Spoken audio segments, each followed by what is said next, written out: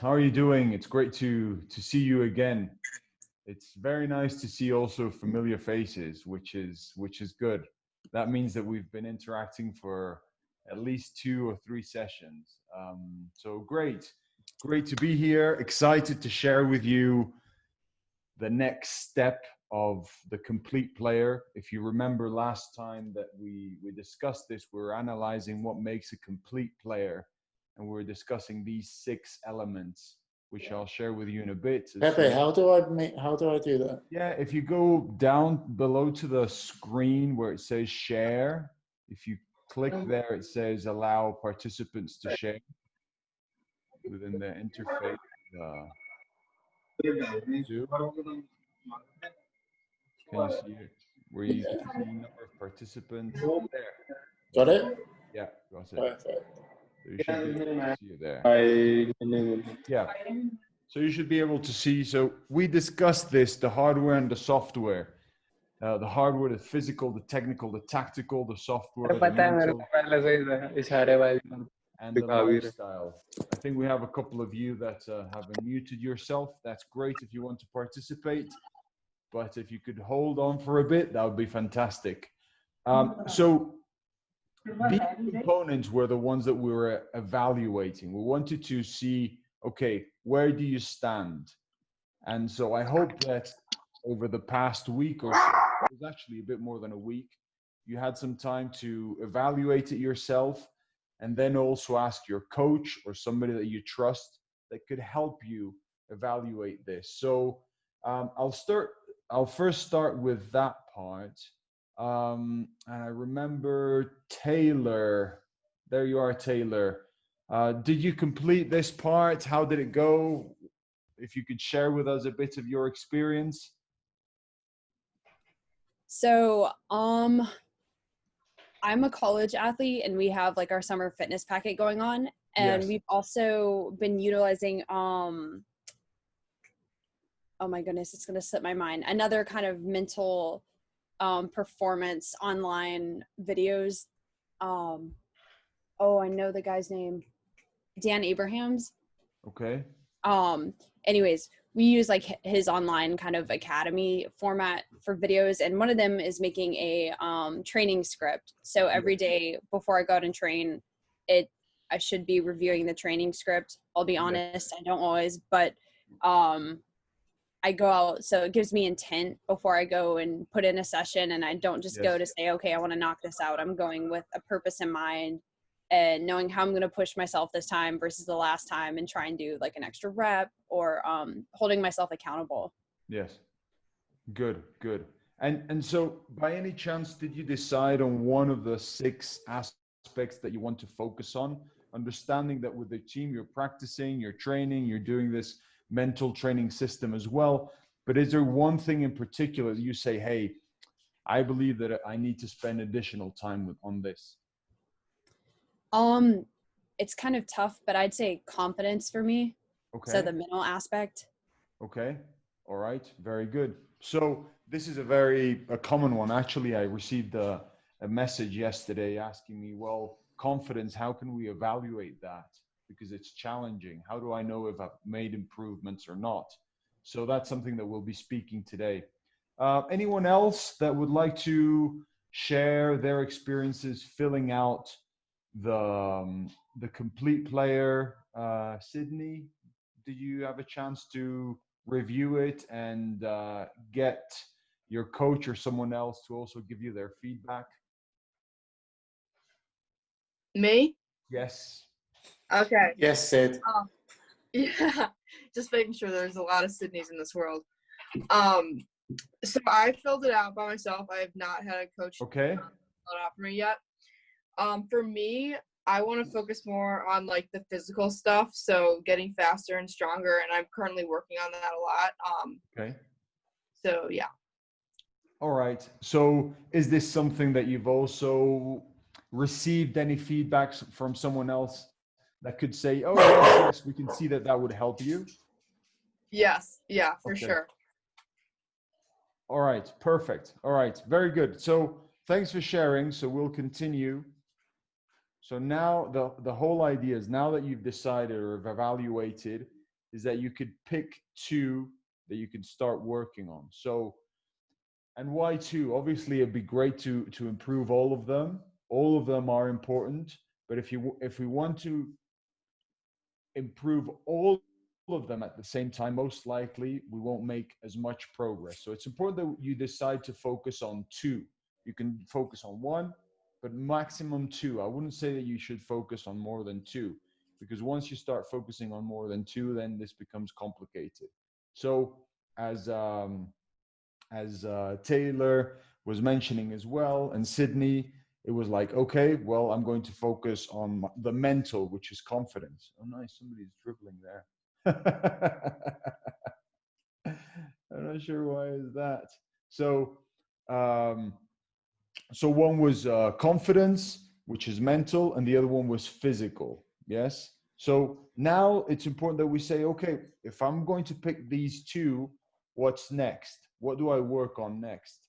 And the next thing is, okay, we need to set some goals. And we've discussed this. Well, you're just going to continue sharing this. Sorry.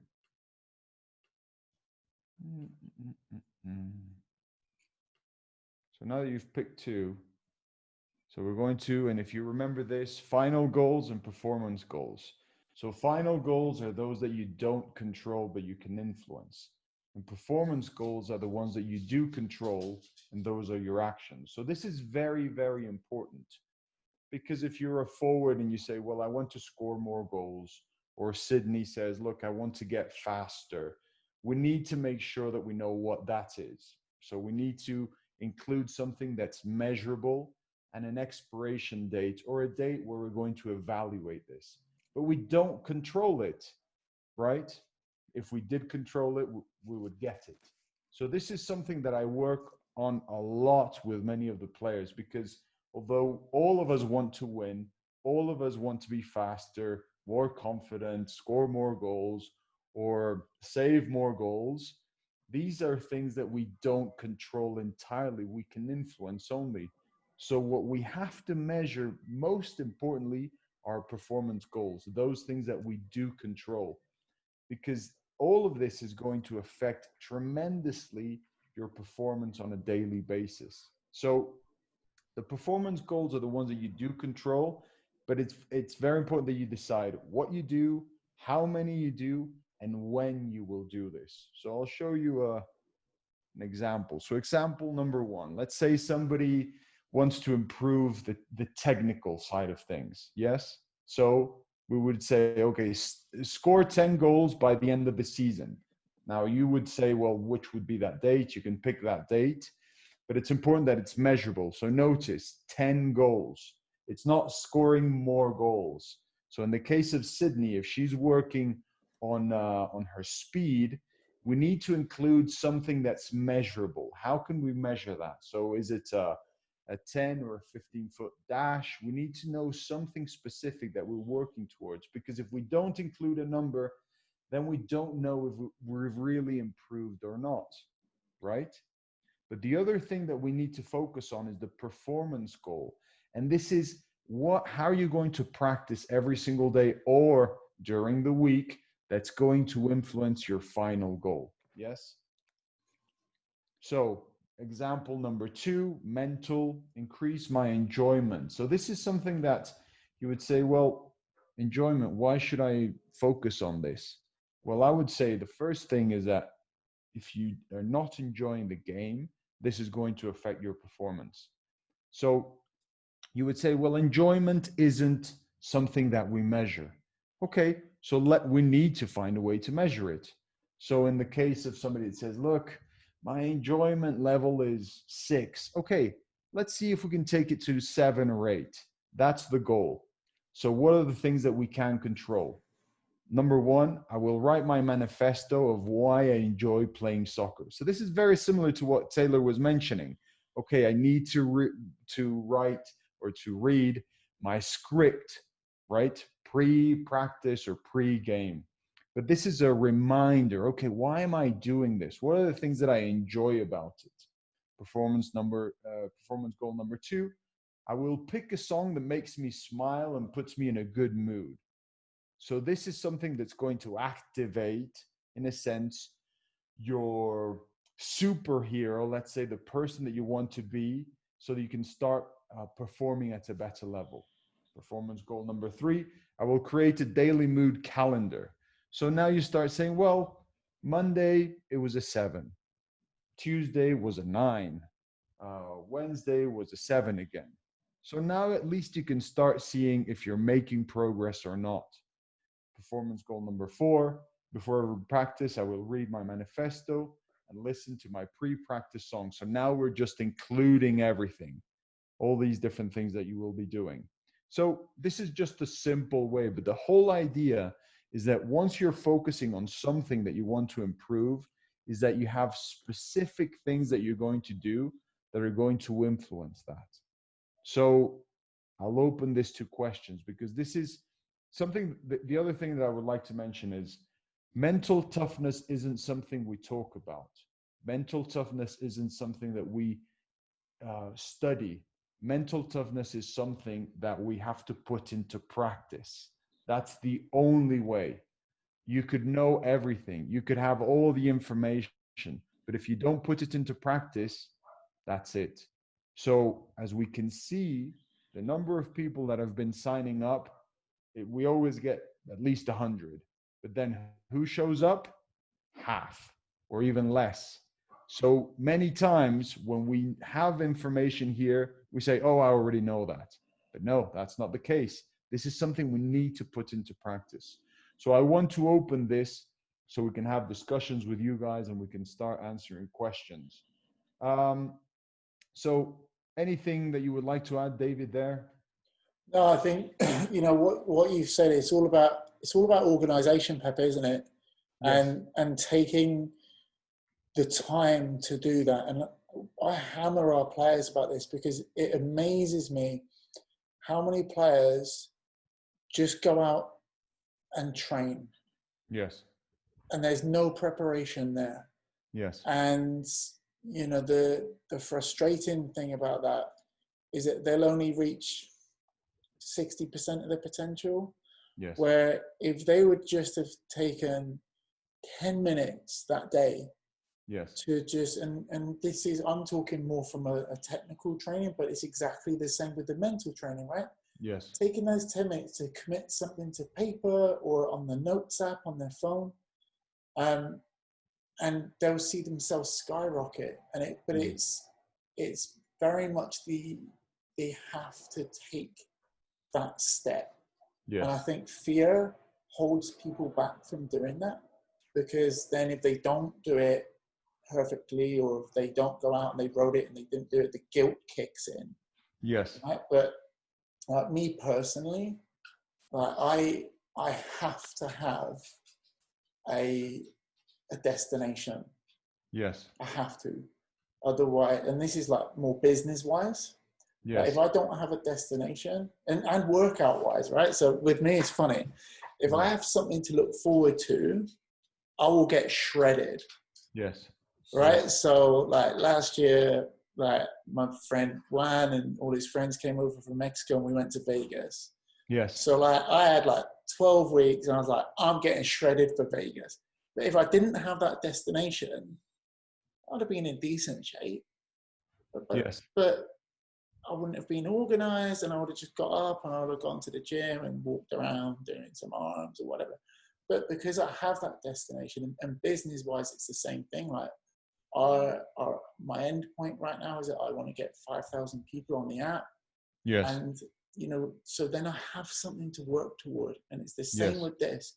People say they want to do mental training, right? They say they want to be confident, but they don't put that extra effort in. Let's be honest, Pepe, at first, yes, it's going to be not a lot, but it's going to be a commitment. But once you have that down, 10 minutes a day, if that.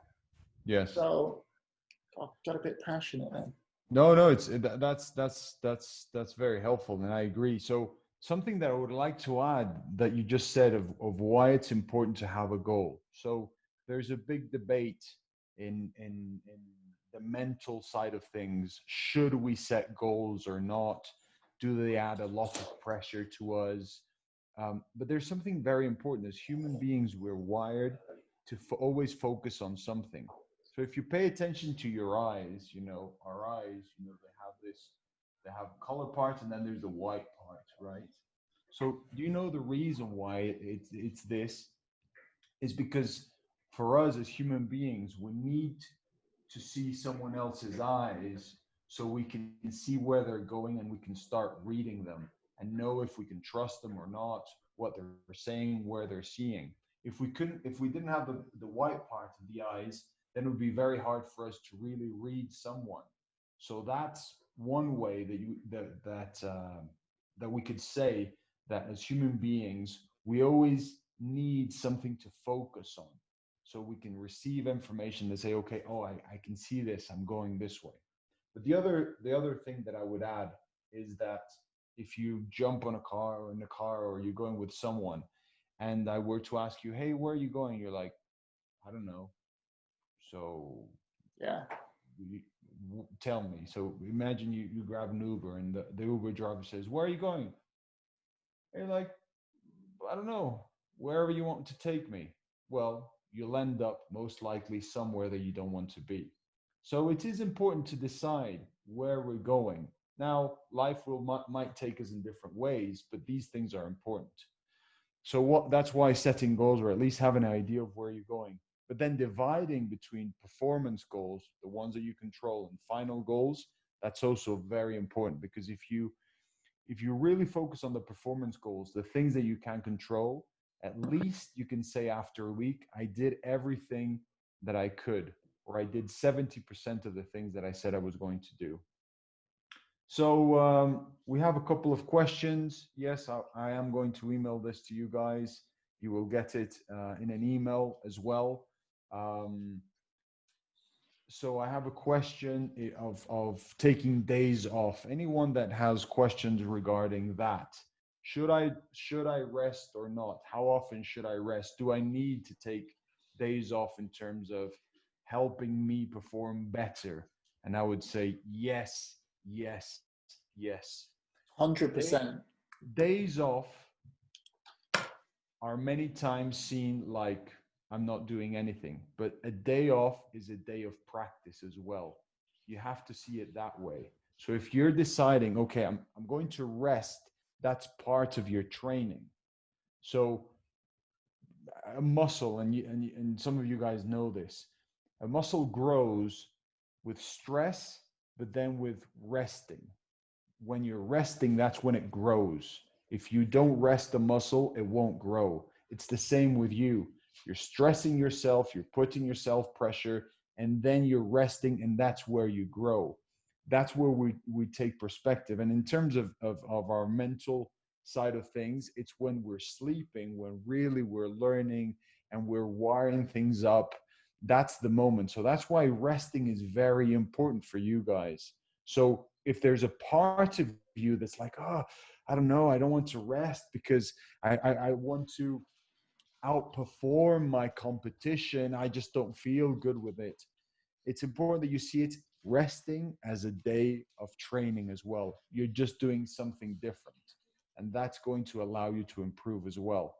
So Pepe, as you develop can I just jump in, like, because it's funny, right, that people say that, because what's happened, like the society shift. Yes. Like it's grind, and yes. In business it's like Gary Vaynerchuk and all these people, and you see all these posts from like Carly Lloyd and everything. It's grind. Yes. What you guys have to understand is that rest day of you resting your body is a huge part of that grind. Yes. And Carly's taking days off, like, yes. And the whole hashtag no days off, it's true. But what Pepe just said, I think, is possibly the most powerful thing you'll say today, is that day off is part of your grind. Because yes. I suffer from with it massively, work-wise. If I feel guilty, yes, if I take a day off. And it's literally the last 2 months that I've had to reevaluate myself because it was affecting my mental health. Yes. Right? I'm going to bed guilty if I didn't think that I'd done enough that day. Yes. And, you know, luckily I have good friends, and they're like, you need to take time off. And I was part of that. It was, oh, I can't take days off. I can't take days off. Yes. But why, I can't perform at 100% if the most important muscle in my body is fatigued. Right? So what do I do on my day off? I'll get up, I'll do a Peloton, I'll play with the dogs, I will set up time to watch absolute trash TV.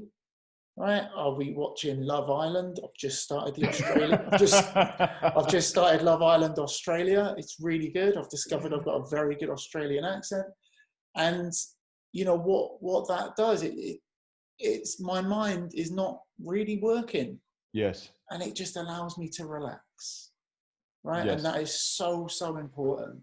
Sorry to jump in, Pepe. No, that was very good. That was very good, and I would just remind everyone that that's the case. I mean, there are many ways, and that's why I presented to you the complete player, so you can see that there are many ways that you can train yourself as a player. It's not only running, it's not only juggling, it's not only watching games. There are many other components. So that's why if you have a rest day, you can still train that day, but you're just training other components of yourself. If you're watching a documentary and you're laying down, but you might be icing something that's hurting, and that documentary that you're watching, you're learning something. Or if it's relaxing you and you're laughing is great as well, because laughing helps you relax. It releases all sorts of chemicals in your brain, and that helps you as well, so that the following day you can perform better.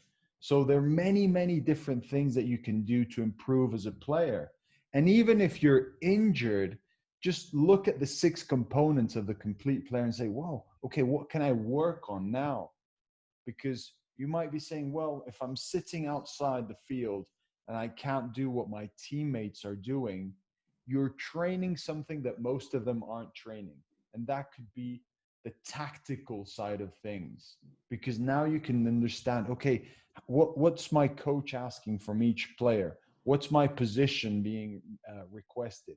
What are other players doing? So you're learning something. And I remember as a player, I didn't study the game really. And I'm sure David could say, well, maybe he didn't either, of really studying my position. What's being requested for my position. So all of these different things are very important that you can that you pay attention. So I'm going to be asking some questions to you guys. Feel free to jump. So how often should day off me? How long should I, or not having anything about football? I would say that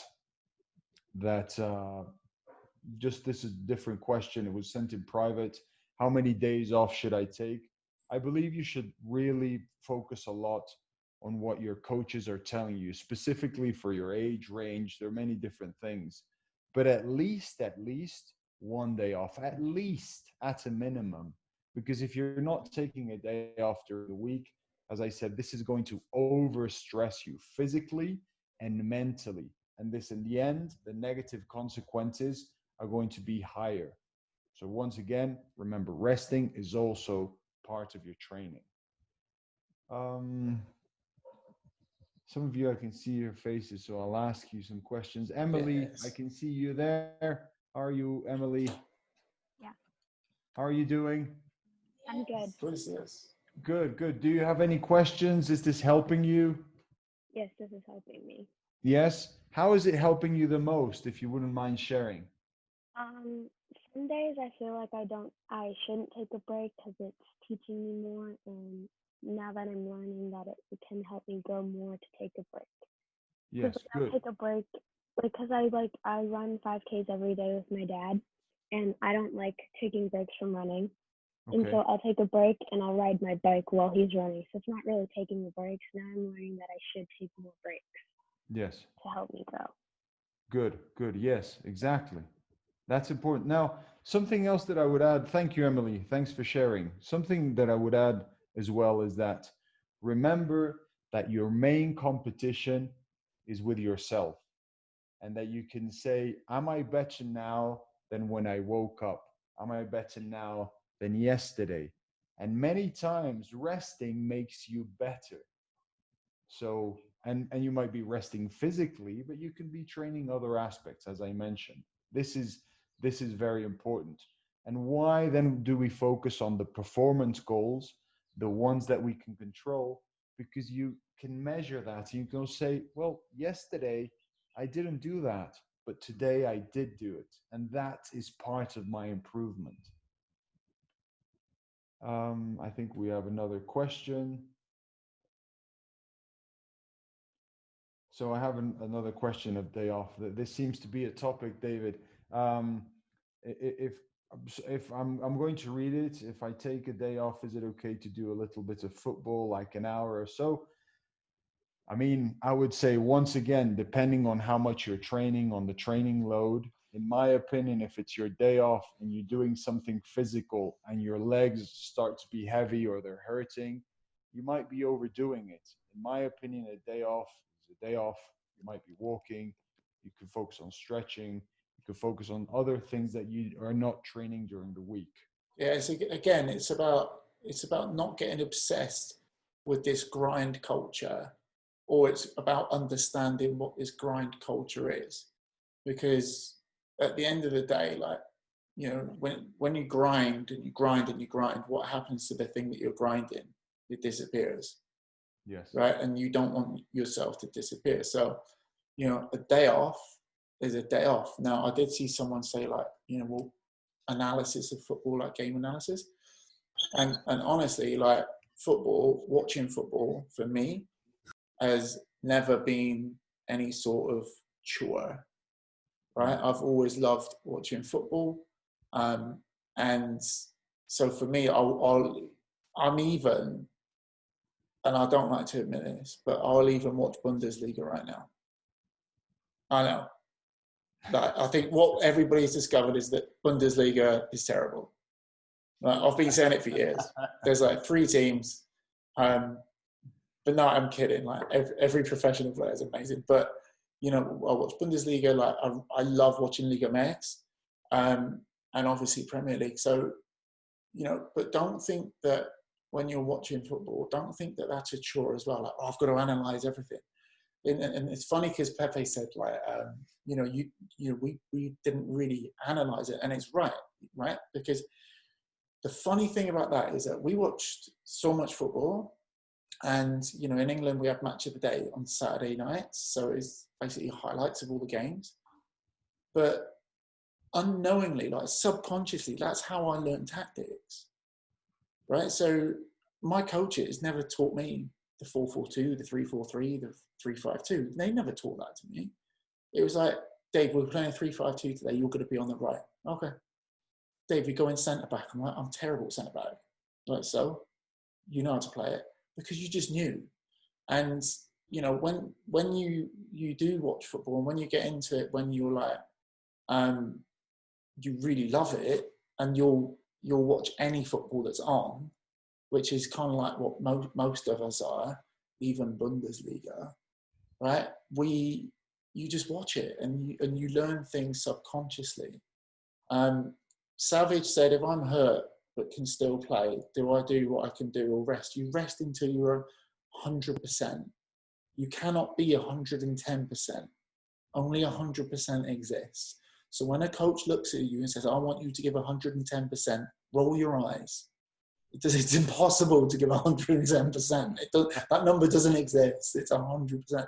But yeah, and you guys have to learn that the brain and your body, you have to rest it. And I can give you a plethora of different, you know, scenarios that I've had with players whose coaches have rushed them back, and they do not get them to their very best until they give them that time that they need it. So they'll rush players back early, and Pepe, you know, because you work with a bunch of pros, they rush them back early because they're panicking, they need them back. And what happens when they rush them back early? They get injured again. Yes. So Savage, take the time.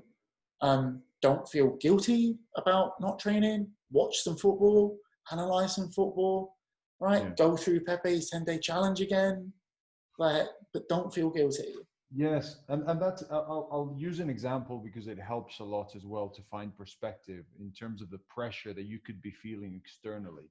So I work with players that make millions, literally, and they're valued in millions. So if a player isn't playing, the team in a way is losing money. But the team understands many times that if they rush the process of the player, instead of being 2 or 3 weeks that he's out, it could be 2 or 3 months. So they're very smart about that. And many times the player is ready. He says, I'm ready to go. I'm ready to go. But the coaching staff is like, no, you need to wait because we need to follow the protocol. So once you're back, we know that you're okay. And the risk of getting injured is decreased. Now, there's always going to be risk, obviously. That's part of it. But at least you want to mitigate that and make sure it's not as high. So I just share that with you so that you can remind yourself and say, well, the pros also do this and they have the pressure, they need to perform, but they understand that there's a process for everything. And if they don't follow that, it's not only that season, it could be the rest of their career that they're struggling with that injury. So patience is important, but I would speak of passive and active patience. Passive patience is you're just sitting there and you don't do anything to improve. Active patience is when you say, okay, maybe right now I can't run, but what can I do? And it goes back to the complete player. There's so many different things that you can focus on, and having that active patience, eventually when you come back, you'll be a better player overall and many in other aspects that you'd never focused on. So that's why it's important that you always see, and I think this is exciting as well, waking up and saying, what can I improve? What can I work on? And if it's resting and having fun, yes, that's part of it as well. So, I mean, we're here, it's Saturday, Saturday in the morning. Are there other things that we could do? Are there other things that I could do? Yes. But I know that this does two things. One, it serves a purpose that I have of helping others. And two, it makes me better as well. And that's something that I want to do. So that's why we're here.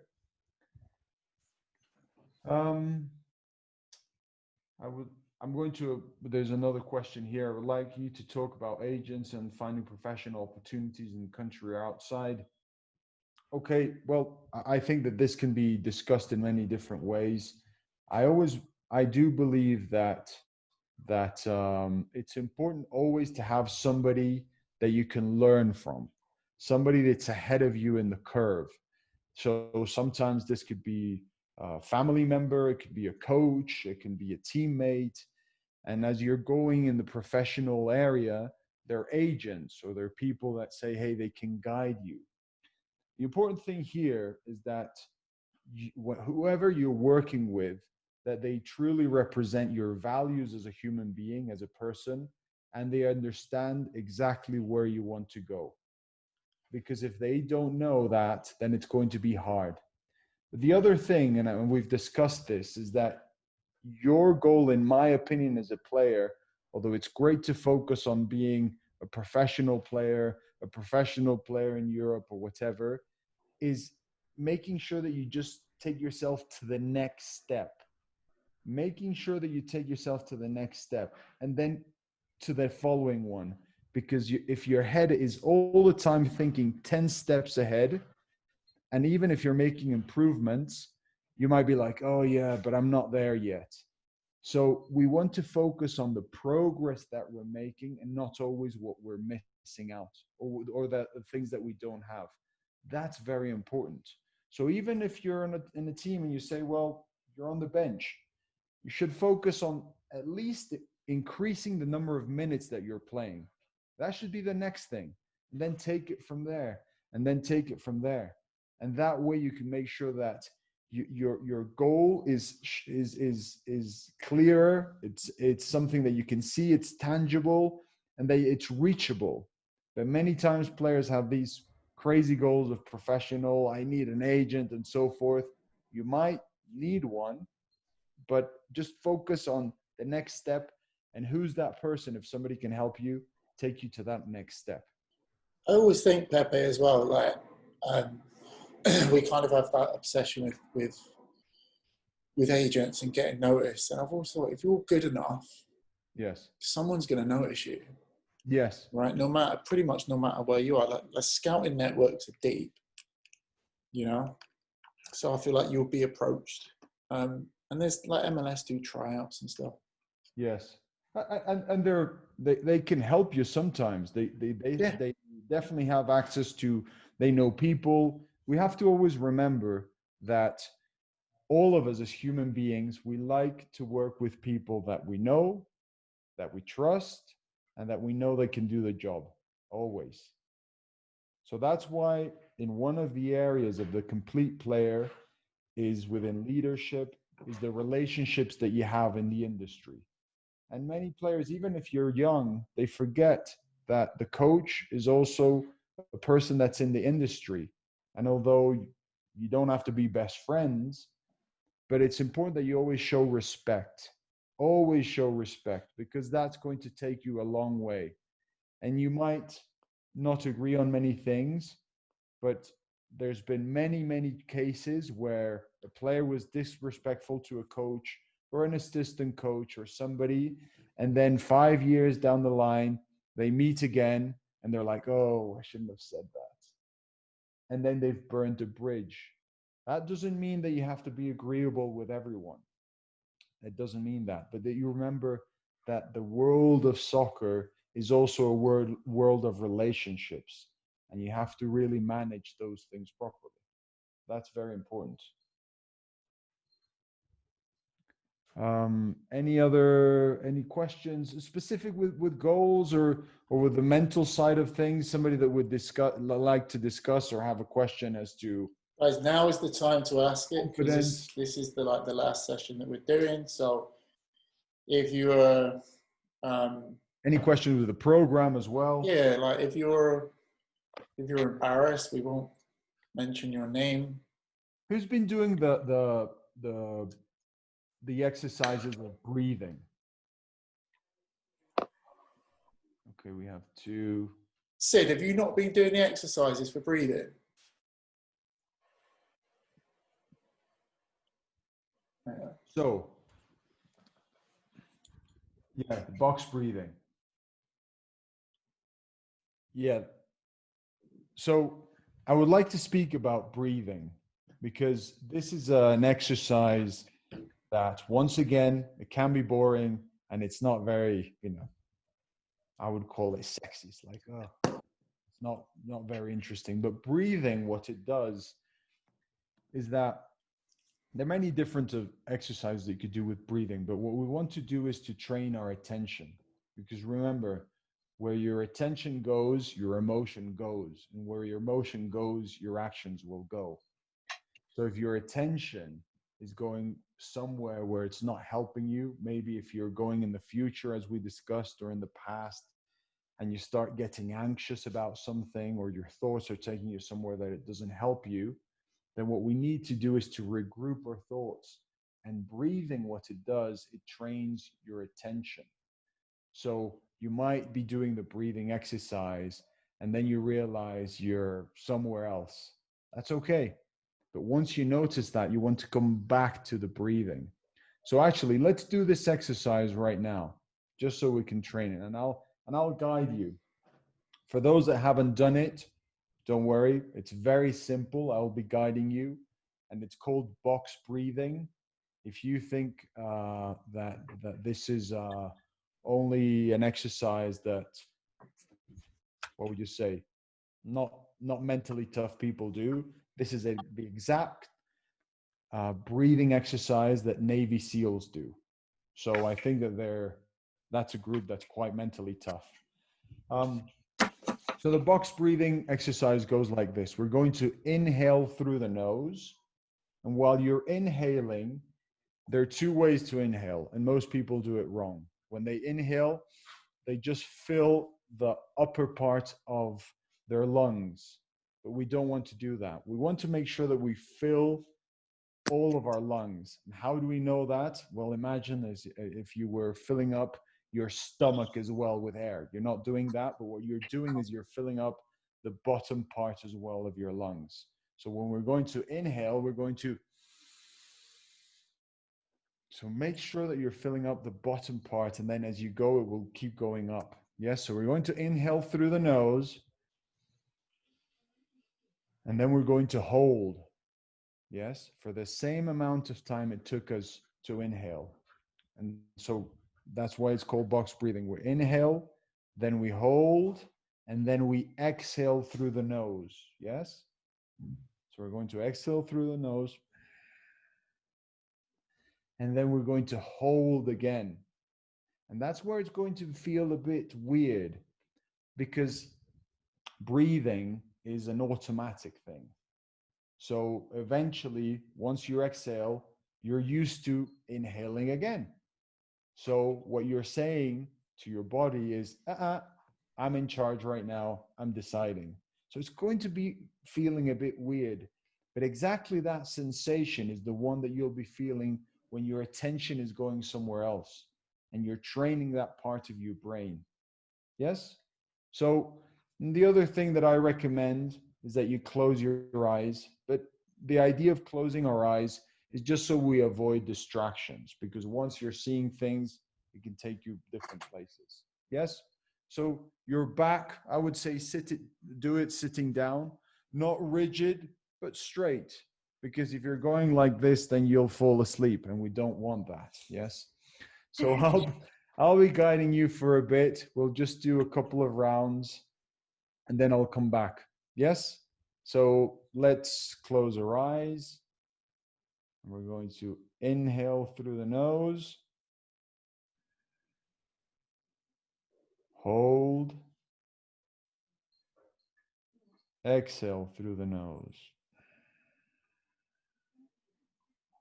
And hold. Inhale.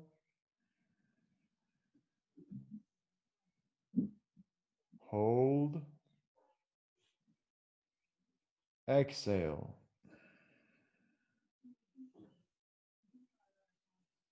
Hold. Inhale. Hold.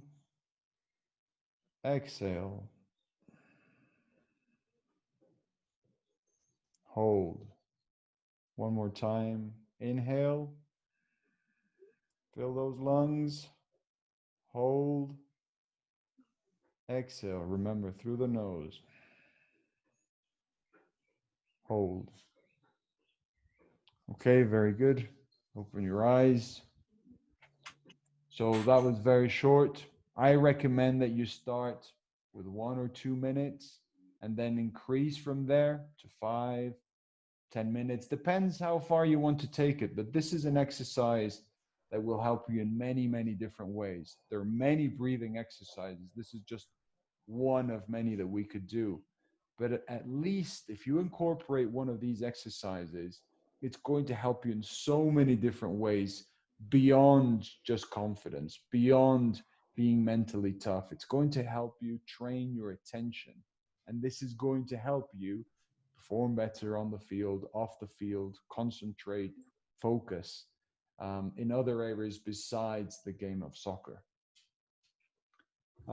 So I will ask someone, Zoe, are you there? Can you hear me? Yes, I can. How are you? Fine. Good. Does this help you? Is it helping you? Yeah, I did it around 5 days or something. Yes. But I know it helps me, but it's, you don't see your progress, or you don't see really what it does to you, the breathing. So yes, that's time. So you would say, or you ask yourself, well, how do I know if I'm improving or not? Yeah. Yes. That's a great question. The disadvantage of this is that we can't see it immediately. Sometimes players do notice immediately that they're feeling better, they're more confident, more focused.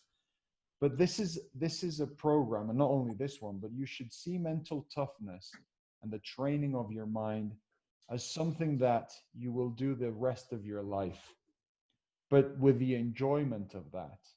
Because if we just are looking or seeking for that quick pill, that instant gratification, yes, maybe you'll feel better, but this is something that you'll notice is changing as you progress in your life and as you progress in your career. So some of these things, and I would always say, look, fall in love with this part of your life of training, because it's going to help you in so many different ways. And eventually there'll be some things where you're like, oh, I really noticed that. I can see I feel more confident. I'm showing up more for the ball. I'm speaking with more confidence. I don't get as nervous as in the past. Well, now I can see that my thoughts are going this way, and as I'm training my attention, now I can bring them here and take them this way. Or when I miss a pass, my thoughts are like, oh, why did you do that? But now I notice that when I miss a pass, my thoughts are like, okay, next one. So that's where you start noticing bit by bit. So I would say be patient with this. There are many different ways that you can train your mind, but these are at least some essential basics that you can focus on. Okay, thank you. Yes. Okay, so if you're talking to me, then no for the so this is very interesting. Somebody asked, are you promoted of meditation? I always say breath work. We're training our breathing. Meditation is different. I don't speak about meditation because sometimes that has a component of spirituality or of religion and so forth. And I respect that entirely. But my work is to help you train your mind. And the breath work is something that is proven to help you focus on your attention and train your attention. So meditation, yes, it helps. It helps other people. But what I do with players is just speaking about breathing, of focusing our mind whilst we're breathing. Meditation would be different. Do I do it? Yeah, I do meditation exercises all the time, but I enjoy it. But it's not something that I would say you have to do it.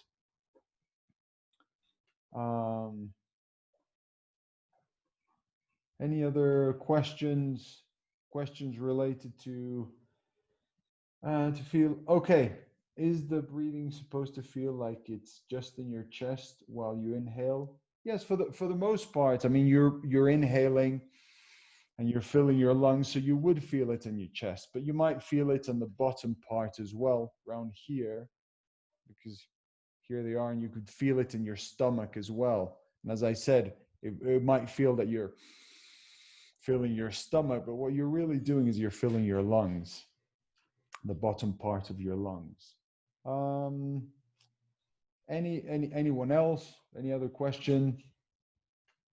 As I said, there are so many different components that we could include here. This is just I would say the 10-day challenge, and what we've been doing is a basic introduction, but the whole idea is that it can guide you, and then from there you can continue applying some of these things, or you could look into other things. I would always say seek to be a constant learner of this, because it's exciting as well, and it will give you definitely an edge. And I would go back to the mental toughness. Remember, it's not something that you say, oh, I know that, I have the information. It's something that you practice on a daily basis. And just like you're warming up your body for practice, your mind also needs to warm up many times. So as we're doing some of these exercises, you'll say, oh, I can see now I've warmed up, or I'm thinking in a way, but that's not helping me. Okay, I'm going to take it another way. Okay, so Harper has asked if there's an app for mental toughness, guys. What Pepe and I have discussed doing is, Pepe is clearly the leader in this field, and what we've discussed doing is like putting together some sort of program. Pepe's been gracious enough to do a free version already to get started, and we're discussing putting like a premium one together, and then one where you can work directly with Pepe as well, which would be like massive. So, you guys know, like with Beast Mode Soccer and our app, we've been around for a long time. We only work with people who are world class. So yes, there's going to be a program coming out. Not sure when. Don't want to heap that pressure on Pepe right now. But it will be coming out, and it will be like all of our other programs, very, very easy to follow. And Pepe is very much like myself, where I feel like we've been put here to help people, right? So and obviously, like you're on our email list now. So as soon as we do get something together, you'll be the first to hear about it. And the other thing that I would add is oh yeah, we have a question there. I have a question. Yes. So I switched teams this year, and the team I was with, you didn't have to have like such a mindset that had to have, I don't know how to explain it, but you didn't have to have a lot of confidence when you went into games because we were playing lower teams. Yes. But I switched to a higher team, and I haven't played any games with them yet, and I'm not sure how to get into a more confident mindset. Do you have any suggestions? So how would you, and you explained it very well, but if you don't mind me asking, if you could just detail a bit more what you're experiencing now that you're playing with this other team and maybe not playing as much, how's that affecting you? In what way? Like, what do you mean? Sorry. Yeah, so you would say it's affecting my confidence, right? So how is that affecting you? Like you don't want to show up for the ball, or maybe when you receive the ball, you're a bit more nervous, or in practice, you're like, I'm not sure if I can do that. If you could just give me an example. Like, sometimes in one-on-one balls, I get more nervous. Like I don't always go 100%. I kind of back down because I'm not very aggressive, which kind of leads into confidence because I don't have a ton of confidence. Yeah. So I lack confidence, and that's going to be hard going into this year because it's a more higher team. So yes. So this is and thank you for sharing. That's a great question, and this is something that happens very often to players at any stage. So I'm not sure if you remember when initially we started, I gave you an example of when a baby is trying to walk. The baby is like crawling and is like really working hard to walk, and it falls down, and eventually it can kind of walk. Is there a point when we as human beings say to the baby, look, you seem like a great person, but you won't be able to walk. This is not for you. We see it as a progression. We see it like, oh, now they're at this stage, now they're at this stage. But when they're at the following stage, you can tell that they're struggling a lot. So what I would say is that what you're doing right now is you're bumping up to another level. Maybe it's 1 or 2 steps above of where you were. So there's a transition period where you're getting used to that. And that transition period where you're getting used to it is usually quite uncomfortable because you're not used to the pace. You're not used to that dynamic. You're not used to the intensity. So it's normal to question yourself and say, oh, what's wrong with me? Is there something wrong? But what you're doing is that you're adapting yourself to this situation. And although you might not see it, you're learning. Maybe the person that's making most progress is you. not the other ones, because they've been playing with each other for a long time. So you're like going in that progression. So that's the first thing that I would say to you. But that's why it's important that you can then say, okay, well, what do I notice would help me most improve at this time? Well, maybe it's the one-on-one drills or whatever. Okay, besides doing it with a team, I'm going to take some time and practice that on my own.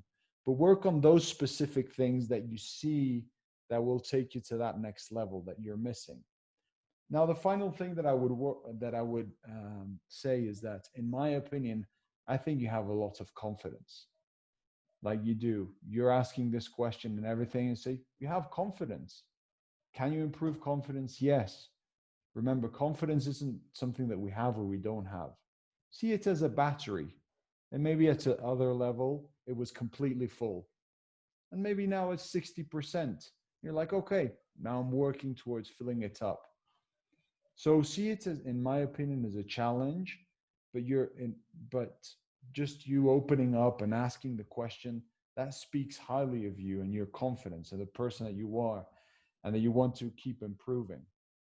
So remember that. So when you're playing and you have this voice that says, oh, well, who knows if you're very good or whatever, say, no, I'm actually at a higher level now. So I'm getting used to this type of play. Oh, that's great. I actually stepped on the field. I'm doing this, even if I feel uncomfortable. Good job. Well done. So you're seeing it in a different way. Yes. Does that help? What do you think? Yes, that was extremely helpful. Great. Savage, let me ask you a question. What's the worst thing that can happen?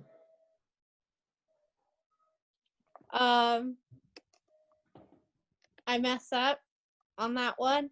Mm-hmm. So no one died, right? Right. But this is a problem, is that we let all of the weight of performance, like performance anxiety, right, put on you, when really, what's the worst that can happen? The worst thing that can happen by having even if you have like the worst game of your life, the very worst thing that can happen is that you learn from it. Like, you can't control other people's behavior, but you can control yourself and how you react to, if you have a bad game, or, it kills me when players say they're not confident, because you've been doing all of our stuff, right?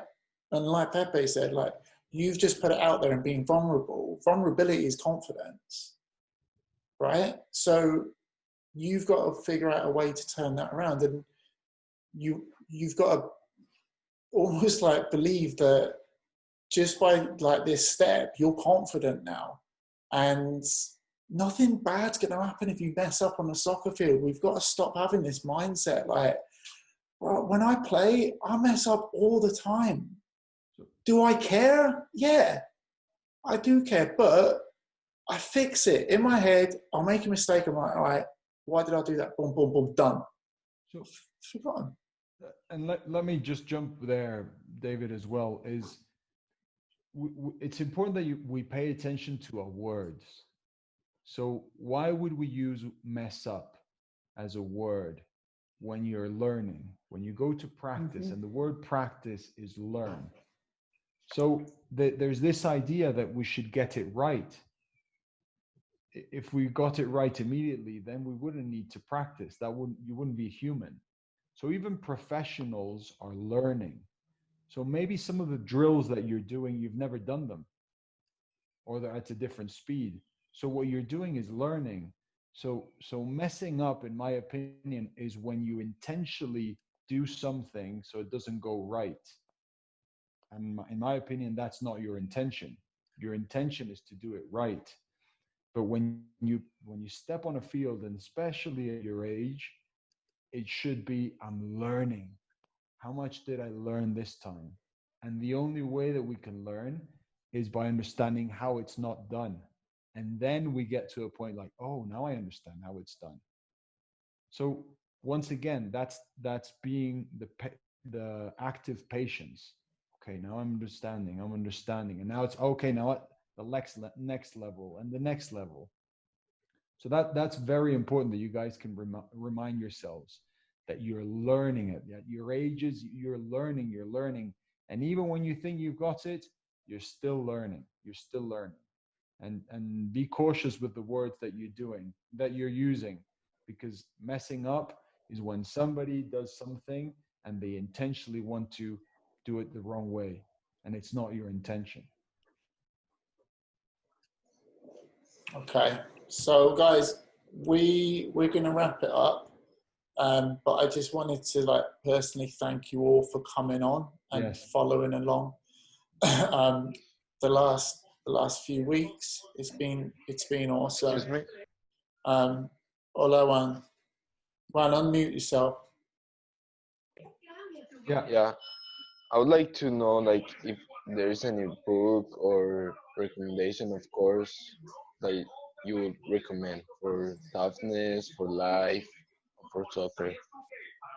So what would you say is your current challenge that you're seeking to improve on? Probably technical. Technical. Okay. All right. So it's a technical situation. But why would you say you're interested in a book or something? Because the reason I ask is because if you tell me then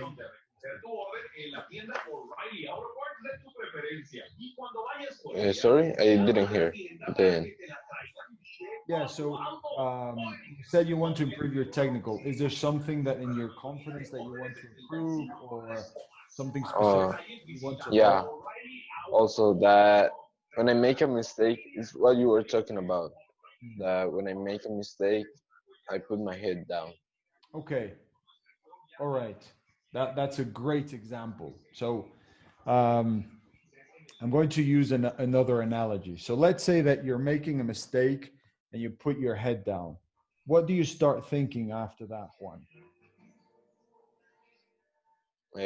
What are the others going to think? Or if I'm not, if the coach is gonna think, oh, I should put you out, or you shouldn't play, or whatever, I'm gonna have less minutes of playing time. Okay, all right. So that's fantastic.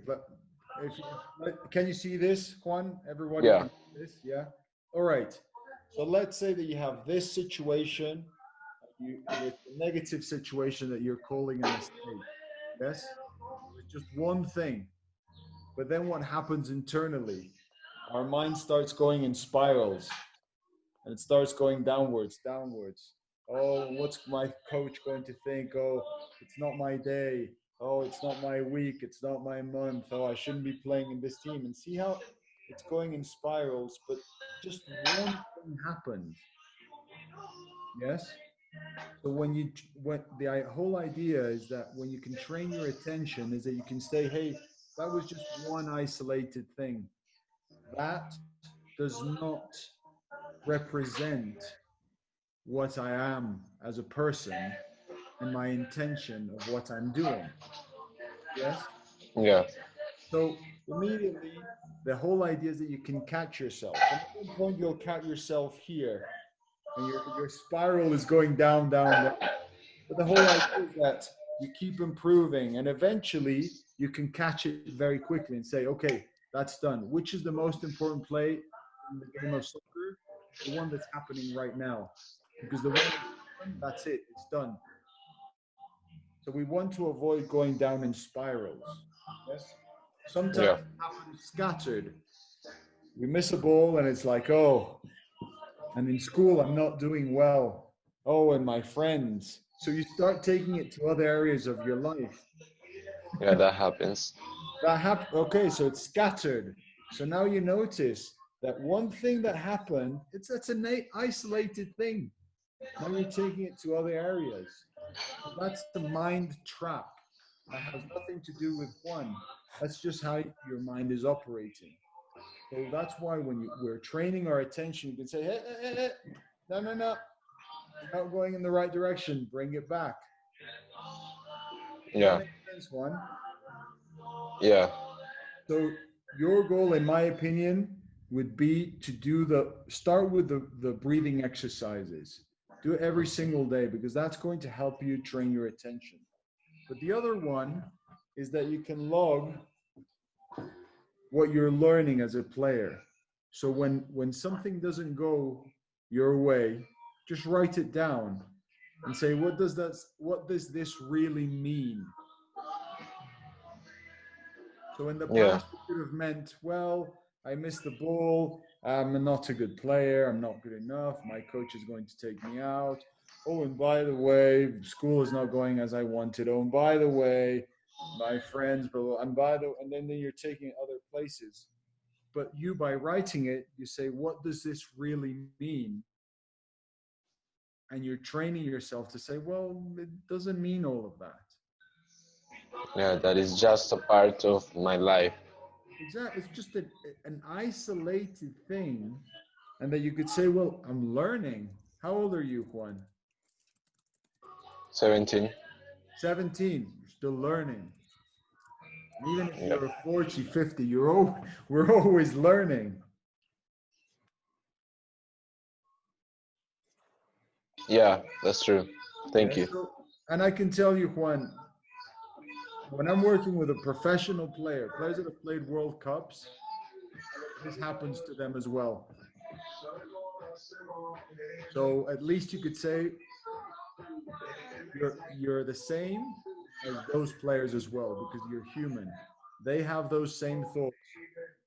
They fall in these mental traps. So our goal is to catch ourselves as quickly as we can and redirect our thought to something that's going to help our improvement, our performance.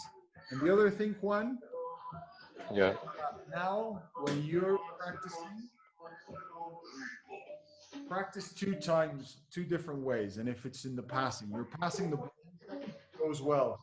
But then consciously practicing with someone, just give a bad pass.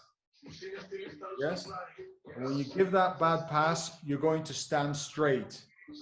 And you're going to say to yourself, next one, next one. Yes? Yeah. So there are 2 things that you're doing. You're changing your posture from this to this. Immediately, that's proven to change your chemistry of how you're feeling. And then the other thing is you want to interrupt your thoughts by saying, next one, or I've got this.